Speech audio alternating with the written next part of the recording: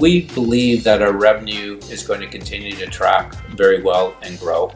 We've got a number of new clients and new offerings that are taking place as we speak, and we'll be rolling that out to the public when we're allowed to. When we've finalized it and got the necessary approvals to be able to press release that.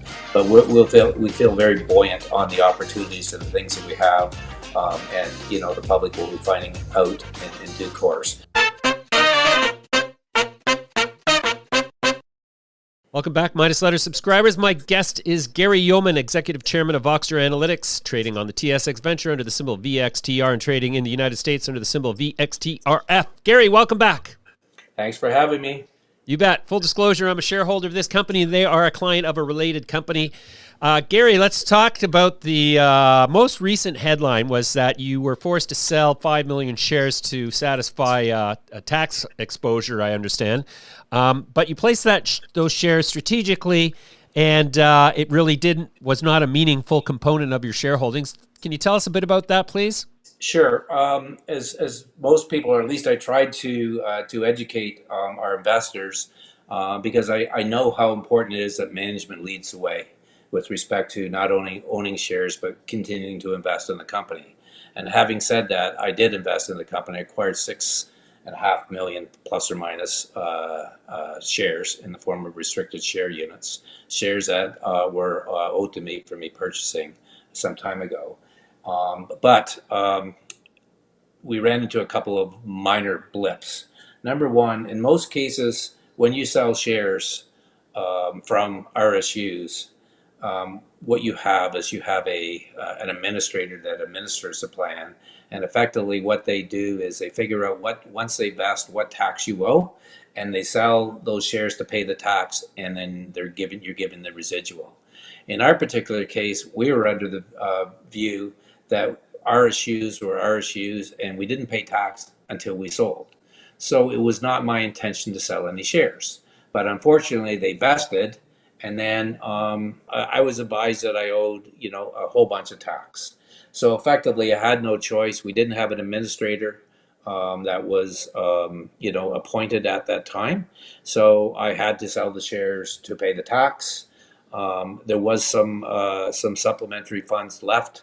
Most people don't know that a lot of our business in the U.S., one thing is to maintain a business, and you can do that for Zoom. But when you're landing new clients, until they see the whites of your eyes, until they can, meet you face to face and go through it, then it's very difficult to land new clients. So what most people don't know that I went through 3 quarantines over the last, kind of 4 months, and it is extremely, extremely painful. And I knew that I couldn't continue to function with this business and land new clients if all of my time is being spent in Canada and having to go through this process. So I bought a property down there. So what didn't go to tax went to the property.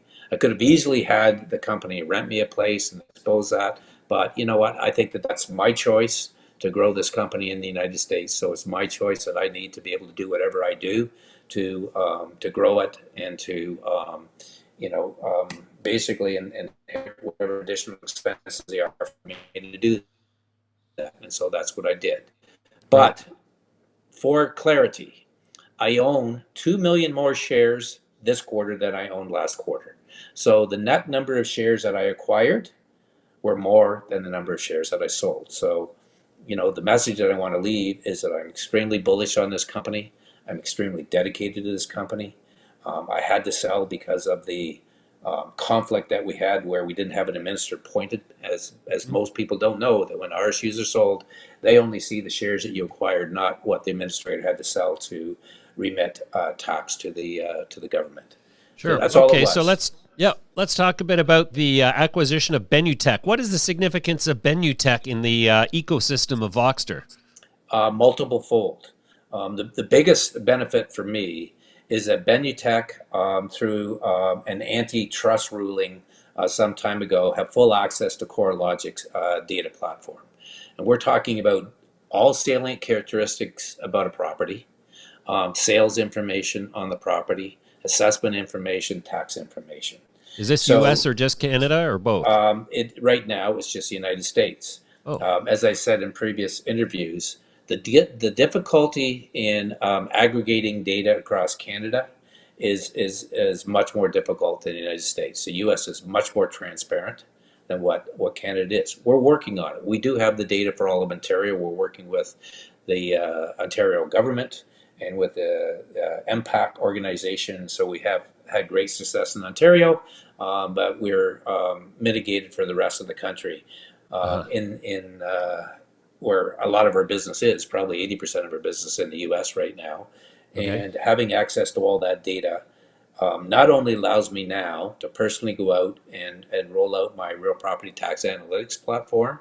So I will be, I built that platform myself. I don't write code, but I brought a programmer in to write the code. I have, 40 years experience in the tax. I've been to the highest courts in the land. The algorithms are all not tendered around just value, but how are assessments determined? And it's not determined just on values. There's a whole equity position too. So I'm going to roll out real property tax analytics. There's 140 million properties in the United States. So we're going to roll out a B2C where someone can put in $20 and get a full report on whether you're what your position on taxes, whether too high, too low, and by how much. Even at 10%, people taking that up, it's a $300 million business. Hmm. So we're going to roll out the B2C, confirm your assessment. And that's, absolutely critical for our health and well-being and our material growth in the company. We're going to roll out a B2B platform, and that's to all of the banks, all of the lenders, all the title companies, because right now, most people don't know that when these lenders sign off, they're acting as trustees on behalf of the owner until the deal closes. So they're signing and paying these taxes off as if they're correct. They're not doing any due diligence on that. So when I told them and showed them the platform we're rolling out, we have significant commitments already. So we expect within the first year to have a minimum of 300 lenders on board with the B2B platform.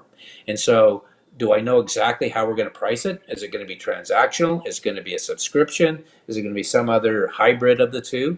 We're working those details out, but I do know that all of the big lenders that we've talked to, we've had no one to say no. They all want it. They need it. And it's a very unique offering that we have in the workplace. The third leg of the stool for tax is what I call B2P, and P being public. So you got the counties and the municipalities that all, set the assessment rolls for tax purposes in the United States. What the counties don't have is that when they are either outsource evaluation or they have their own internal people to do the valuation. What they don't have is someone to do an audit on that valuation before the values are returned and delivered to the taxpayer. Our tool will be acting as an audit tool that they can review and match that up against their values to find out if there's any egregious differential. And what that means for them is that they want to have a transparent assessment role. They want to have an assessment role that has integrity for the benefit, not just of the government, of the ratepayers equally as well. And so, our algorithms and our methodologies and how we determine what a fair assessment is different. They do theirs through CAMA platforms, and it's through multiple regression analysis. We tackle it a different way. It's our own Colonel Sanders' secret recipe. We've been doing it for 5 years. The government of Ontario absolutely love it. It's very successful. I've been doing tax work in the U.S. since 1985. I was a head of real estate for Magna International. I looked after all the taxes aside from everything else in real estate. That's one thing I did. I know the business in the U.S. really well. I'm very eager and excited to be able to tackle this whole tax. And by having access to the flat files that Benutech has, for the real estate as a result of this antitrust ruling, it's not only going to benefit us on the tax side, but what they're doing is that they provide software as a service and basically provide business opportunities to retain title, to find new potential buyers and sellers of real estate.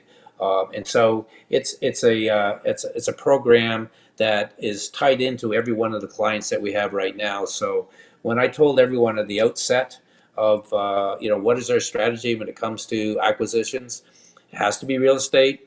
It has to be software as a service. It has to be accretive, and it has to be synergistic. Accretive means that if I can buy things substantially less than the multiple we're trading at, that's accretive. Is it Yep. synergistic means that if we have a client that we're selling to Bank of America and I can sell them on tax, I can sell them on valuation, I can sell them on title, then we have an opportunity to cross sell. Yeah, you bet. Okay. So then tell me, when in terms of the revenue, your last quarter was quite impressive by any stretch of the imagination. 87.6 million annualized revenue run rate for March.